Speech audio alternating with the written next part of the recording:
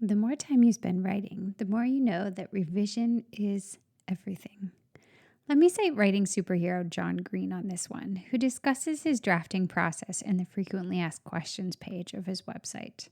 Quote, I'm a big believer in revision. I almost always delete most of my first drafts, often as much as 90%, but there are many mini drafts along the way, so it's hard to talk about the process quantitatively. I do try to save the file with a different name each time I've made some dramatic changes I fear I might later regret. So that's some measure, maybe, of how many drafts there are. The final copy of Catherine's on my hard drive is called AOK 284. The final copy of The Fault in Our Stars is called OK 192. End quote. So, if I'm understanding John correctly, that means he wrote 284 significantly different drafts with dramatic changes for just one of his novels. Let's let that sink in for a moment. Let's be sure to mention that to students sometime soon. Looking back, I tried to demonstrate some of this to my students back when I was at the Breadloaf School of English in the summers. You can find out more about that fabulous program in episode 223 if you're interested. I was teaching during the school year, going to grad school in the summer, and I wrote a lot of papers. One year, I photocopied every phase of one of my major papers, from random thoughts on paper to sort of organized thoughts on paper to sort of organized outline to research notes to draft to final paper. Eventually, I passed out a booklet to my students that literally looked like a book. I wanted them to understand that writing isn't just a matter of freewheeling a draft and then cleaning it up. The process is a lot more complex, and I wanted to model that for them. Recently, I spent 20 or so hours over this winter vacation, so much travel time, reading up on the most current best practices in writing instruction. It was a good time. There's nothing quite like reading classroom stories about integrating sensory detail at 3 a.m. over the Atlantic while the plane around you sleeps and watches Mission Impossible. Yeah, stop laughing. You always knew this about me. Pedagogy is my jam. A lot of what I read felt familiar, but there were also things that sparked new connections for me, and a few surprises too. So today, and with a little help from all that reading, let's tackle a huge topic together: student revision. We'll dive into the challenge and some solid solution options, and I'll hand over a curriculum booster pack in the full show notes on my website to help you put it all into action.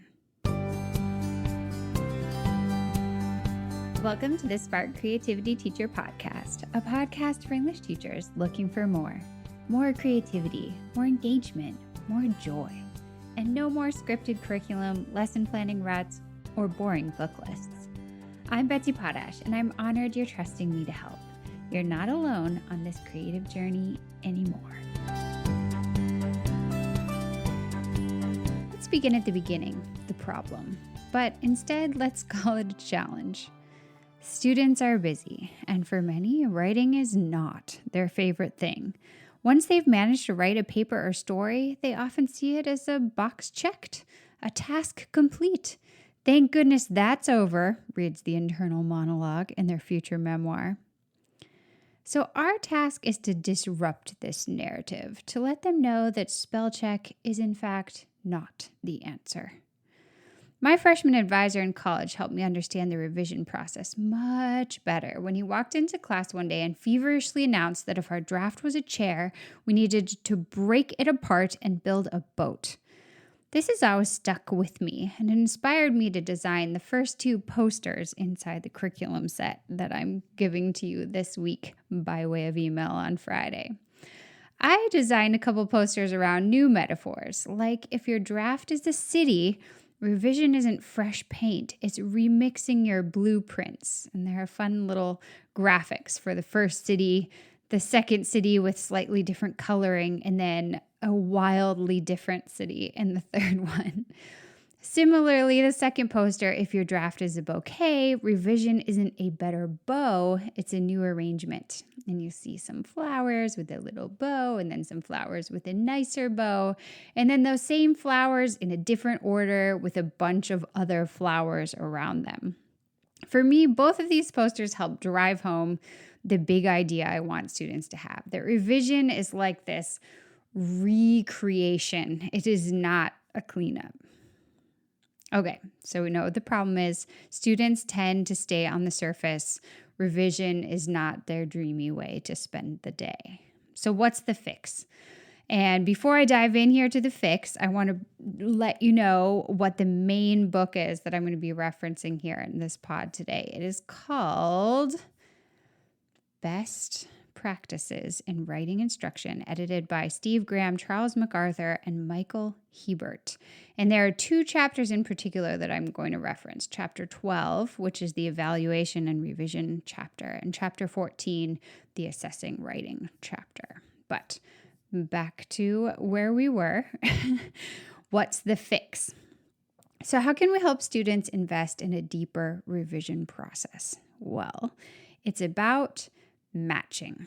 Let me tell you what I mean. We need to match the specifics of what we ask students to do, the specifics we put on the prompt, to the specifics of what we look for and discuss in models, to the specifics of what we revise for in demonstrations and modeling in the class, to the specifics of what we search for in peer and self-revision, to the specifics of what we grade and give feedback for.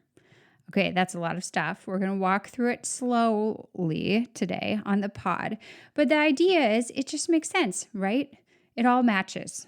When we ask students to sort of do everything all at once and then revise for everything all at once and then grade everything all at once, no one really knows what they're doing, right? We got to break it down a little bit more than that and make it all pretty clear for students who are overwhelmed by writing in the first place. So let's take an example from argument writing, analyzing a quotation that they've dropped into their paper before moving on. This is something that a lot of kids struggle to do. It's something we've talked about here on the podcast before. So the first step here to setting up success with revision comes way before the revision starts. We're going to talk about what to put on the assignment sheet and the kind of initial foundational lessons. So right up front, when you launch your argument assignment, you can include language around this element that's important to you, analyzing your quotations carefully to prove your point or your thesis before moving on. You can put that right on what's required in this argument paper. Analyze your quotations carefully, right? You have right up front alerted students. This is an absolutely essential part of what they're going to be doing. Now, if this is a new concept for your students or one that you haven't discussed much yet in the year and you feel like a lot of kids probably need a review or they're unfamiliar with it, then you're going to need to do some foundational activities with them to help them understand what you're even talking about. You might want to do some of the lessons we talked about back in episode 378 when we talked about Mr. Skeptical, one of my favorite classroom lesson planning characters that I've ever created. Maybe my only. I guess I don't really create that many characters for curriculum, but Mr. Skeptical made me really happy, and I think he's really funny. So you could do some lessons on sort of the skeptical person who's reading, who doesn't buy that your quote proves your point, and you really have to lay it out for them. You can walk through these things. You can do some practices. You want to make sure that students know what you're talking about with this little bullet point on your assignment sheet. If they don't know what you're talking about, you're in trouble from the beginning. Okay, so you gotta make it clear on your assignment sheet, and then you also need to do some foundational lessons if those are needed. Now, in the next step, there's going to be some unpacking of models of student work. So they've got the foundation now. They know the thing that's required. They've learned how to do it with some lessons.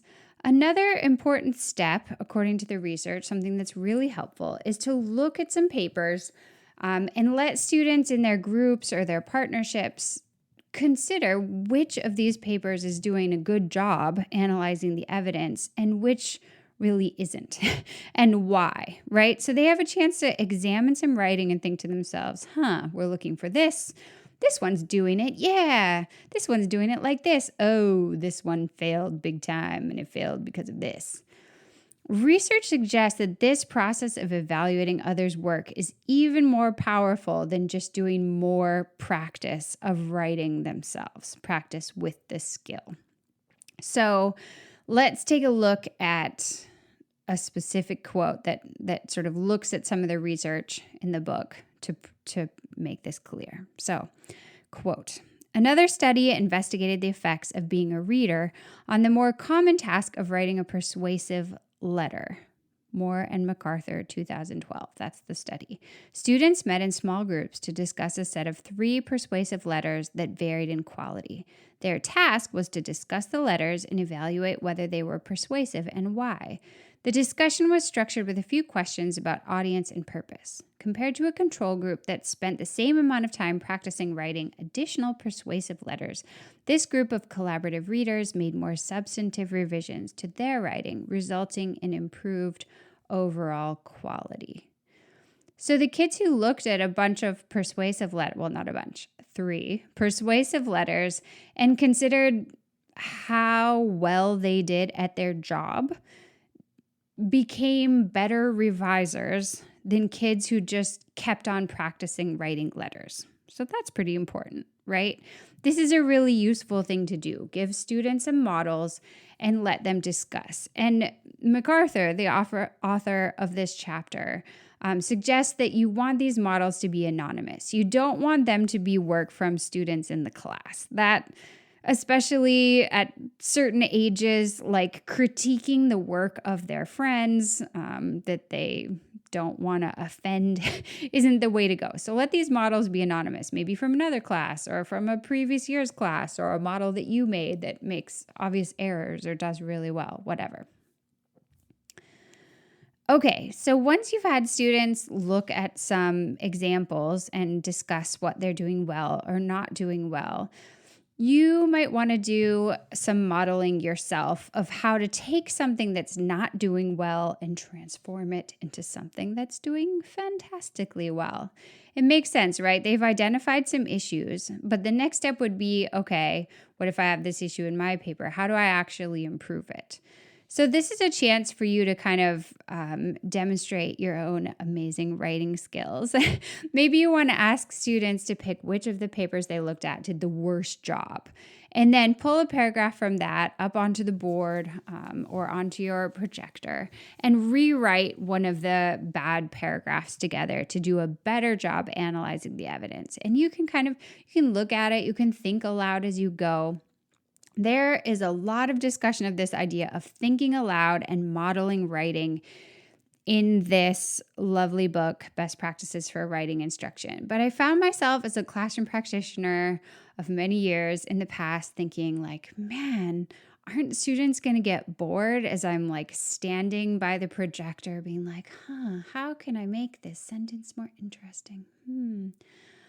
I could, for me, I could just imagine them sort of looking up at the clock, checking their watch, wondering when class was going to be over. I would not want to spend a huge amount of time up there thinking out loud and rewriting myself without involving them, without keeping them active. And so my kind of personal version of this modeling and thinking aloud would probably be to continuously try to keep the whole class pretty engaged. Like maybe I get to a bad sentence and I'm like, ooh, this sentence isn't really doing the job of analyzing this quotation. I'm going to need to change this. Everybody write what you would write for this sentence right now. And I'm going to ask you in a second what you wrote. And then I would pull some people's and then I would be like, okay, I think these two are strong. Like, who votes for this one? You have to raise your hand for one, raise your hand for this one, or raise your hand for this one. And so in that way, hopefully during this period where I'm at the front centering the attention on myself, I can redistribute that attention a fair amount while still producing this desirable modeling. Okay, so I have a feeling you know what I mean. Like you want to model, But I don't think you want to just be standing there ruminating out loud about your writing process for super duper long.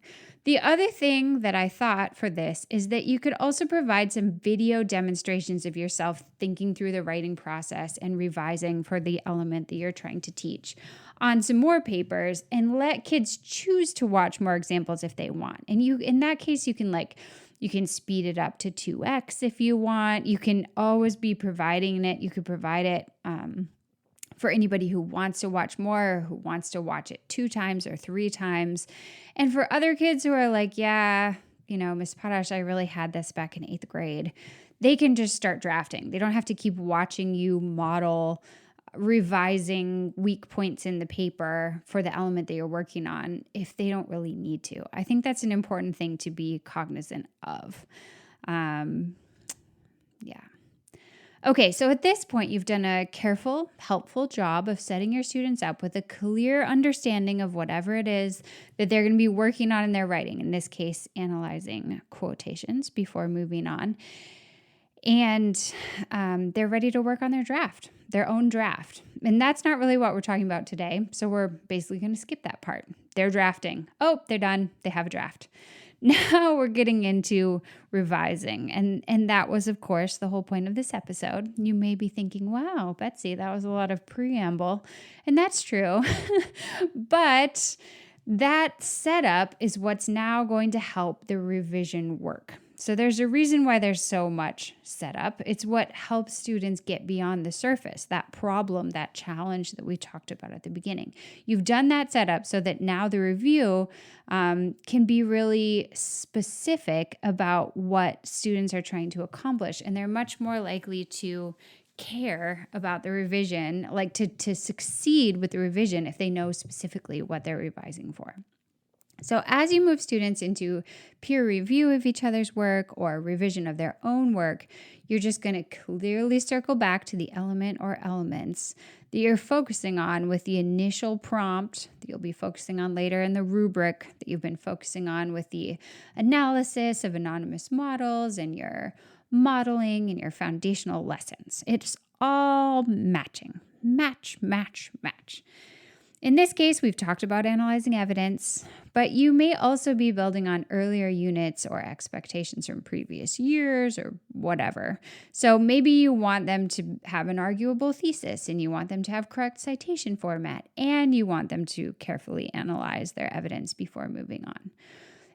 When you dive into this revision, you have to choose what's most important from your requirements and build those things in to guide the revision process. Now, that can be like guided partner feedback, guided small group feedback, guided self-revision stations, self and peer revision stations. There are different ways you can do it, but the point is you're circling back. These things are asking, hey, is every quotation being analyzed before moving on? Hey, is there an arguable thesis? Hey, are the quotations cited correctly? Like, you're guiding the peer or the self-reviser through exactly the elements that you've set up for them. It's probably starting to sound a little repetitive, right? But actually, that's kind of what we want. We want it all to just be so clear so that they can really be clearly successful. So, for example, maybe they're doing a creative writing project and you've set them up to work on varying their sentence structure and building up really interesting characters and having a conflict that helps create an interesting arc in the plot. And you've set that all up at the beginning. Then in your editing stations, you can say like, switch pieces with a partner, have them focus on your sentence structure, blah, blah, blah. They mark these things. They comment on these things. They do these things related to your sentence structure. Same thing with characterization at another station. Same thing with conflict at another station. You can guide them into these revision activities because they will be well prepared to understand the expectations. Now the revision process has a really clear purpose besides a general improvement. And that clear purpose makes a big impact. If you just tell them to improve their paper, that's where they're going to vacuum it, right? Oh, I had a typo in the second sentence. I'm done. Yay. It's improved. Let's look again at some research from Charles MacArthur from the revision chapter of Best Practices in Writing Instruction. So this is going to walk us through a couple of different studies. Quote, for example, in one study, Graham, MacArthur, and Schwartz, 1995, students with learning disabilities made more substantive revisions and improved their papers when given the simple goal to add ideas to make their papers more interesting. In another study, Midget, Haria, and MacArthur, 2008, middle school students produced better persuasive essays when given a goal to revise with a specific audience in mind that would disagree with their position. So in both these studies, students were given just really specific goals related to their revision, and so they produced better outcomes. Yay! Depending on your student's age and ability, this specifics-driven revision process can look really different. Sometimes you may really be focused on exactly just one thing. Maybe it's just the arguable thesis. You're writing introductions. You just want them to really nail it with writing this thesis, and that's all you're going to focus on. Or maybe you're getting going with narrative. You just really want to hammer sensory details. All of these matching elements are going to relate to sensory details, and that's great. By the end, by the time they hit this revision process, they will really be understanding sensory details. They'll be able to search for them in each other's work. They'll be able to figure them out in their own work because you will have built the foundation. With more advanced students, on the other hand, they may be coming to you with a decade of these lessons and units building on top of each other, and you may have much more wide-ranging expectations. In that case, you can't really be like, okay, I just really need to see that you had, this one thing, because you're looking for more than that. So consider two different possible revision handouts that could help guide revision depending on the situation. In one, you're seeing differentiated big picture options for revision that an advanced writer could choose from. Maybe they're choosing to really focus on their structure, their ability to address disagreement with their opinion, tightening up their writing, eliminating loose words and phrases, making their sentences flow better, or improving their syntax, making their word choice, their construction of phrases on top of each other really interesting and full of voice.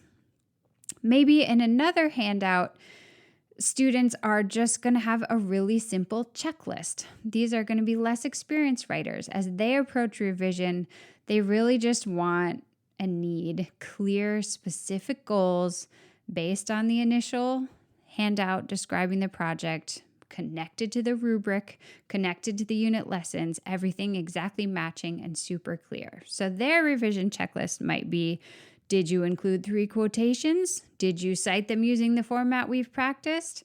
Did you analyze the first one clearly to prove your point? The second one? The third one? Right? This is very different. You take a senior AP writer and, maybe you want them to put on a very different sort of pair of revision goggles, be a wordsmith, and dig into their syntax. You've got a 6th grade writer trying to learn how to analyze quotations. You just want this really super clear checklist. Each of these very different handouts are providing follow-up to earlier foundations depending on the group of writers, right? The one with these different choices that these advanced writers can decide what they want to focus on, that is a different ball game because they're in a different world of their writing, but it's still really focusing on specifics. It's asking them to revise with something that they want to improve in mind. It's giving them more agency. The other one, the simple checklist, is just really reinforcing what you need every student to master in this particular writing project. And that can also be super important, right? It's okay to be a beginner. You have to learn the foundations.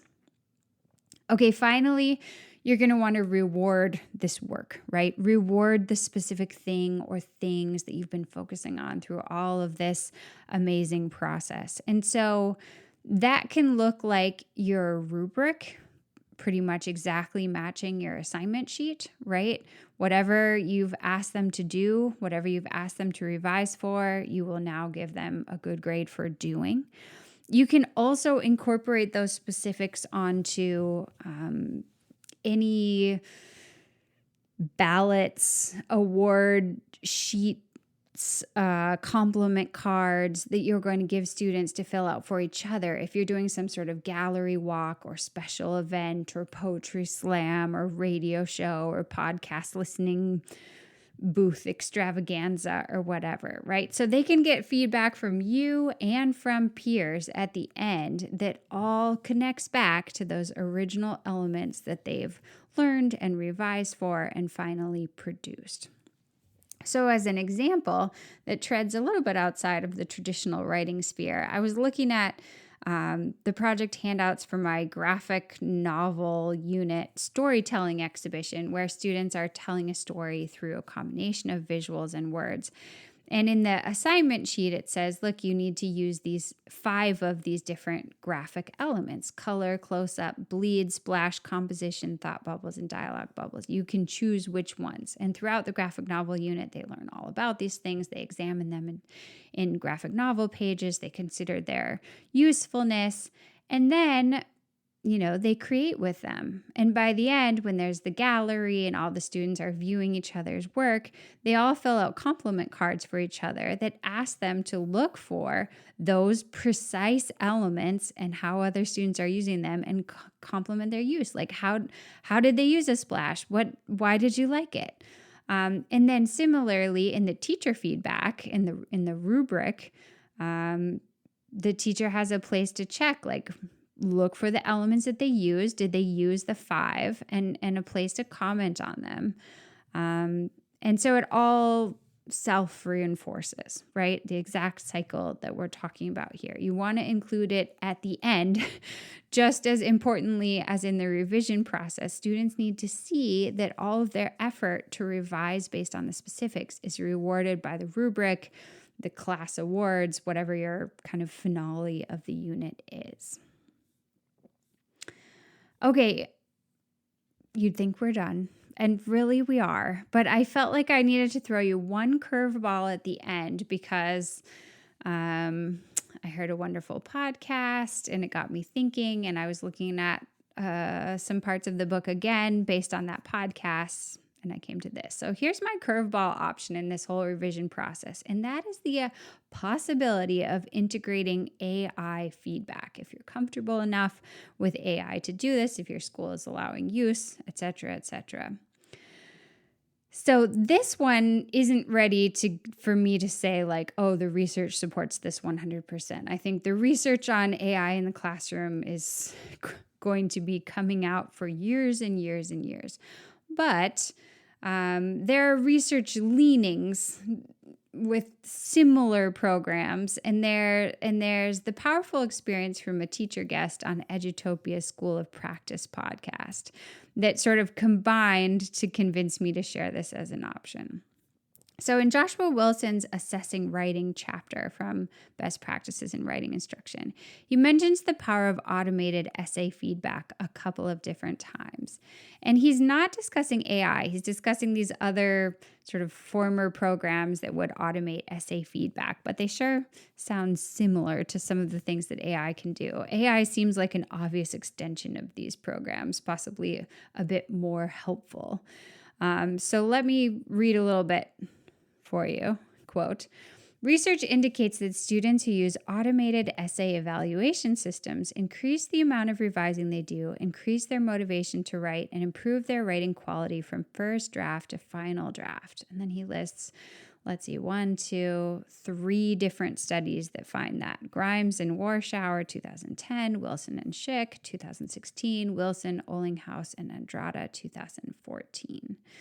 So I can see it, right? If you can finish a draft and then immediately feed it into AI, let it know some of what you're trying to work on and say like, what am I not doing well? Or can you give me 3 suggestions? Or what's a question you'd ask me about this paper if you were my teacher or whatever, right? Like that could be really useful in helping just immediately get students working on their next draft.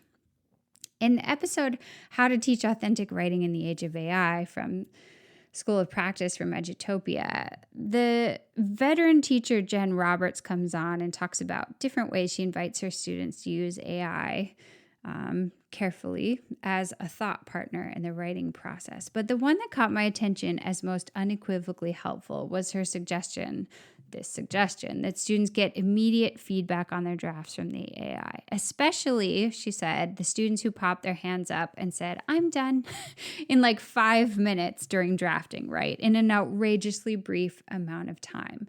She knew she wanted them to do more, but instead of like walking over, reading their thing and saying like, "Oh, you need to add a paragraph about this and you didn't include any details and you didn't include any dialogue," or whatever, she was having them get feedback from AI, and that was allowing her to continue the good work she was doing elsewhere with students who really needed her, so that these fast finishers could just receive instant suggestions for improving their work. And when she hit the potential pitfall that some students didn't understand the suggestions, she coached them to speak back to the AI and ask for clarification, right? And she showed them that they could actually have a conversation around the suggestions.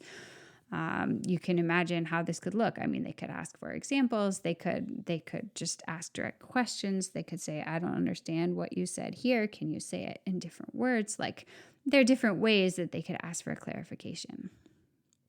So it's easy to imagine how we might make this strategy match with all the other matching parts of what we've been talking about today, right? We could pretty easily put prompt language for students into a Google Doc that they could cut and paste to get immediate feedback from the AI, and they could adapt it to whatever their specific questions were. But in our big example from today about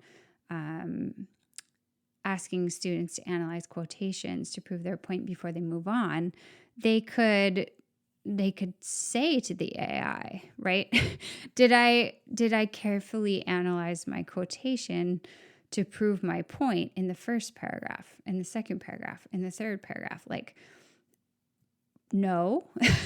How are you confused? Like, how did I not analyze the quotation? What would you suggest? Just like the conversation could be there to just add one final checkpoint besides the peer revision and the self-revision, to have AI suggestions before it comes to the teacher.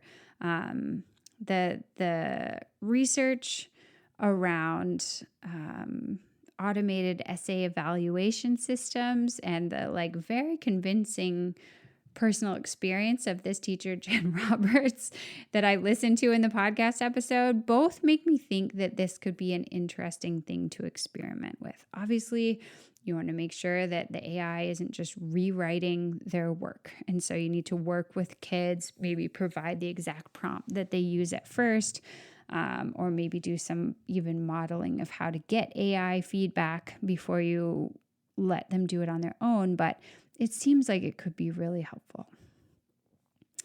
Okay, my friend, this has been a long one.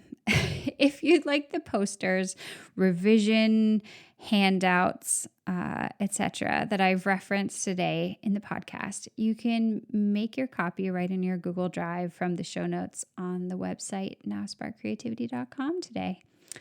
I hope you have a lovely week. Until next time, take care of yourself and stay creative.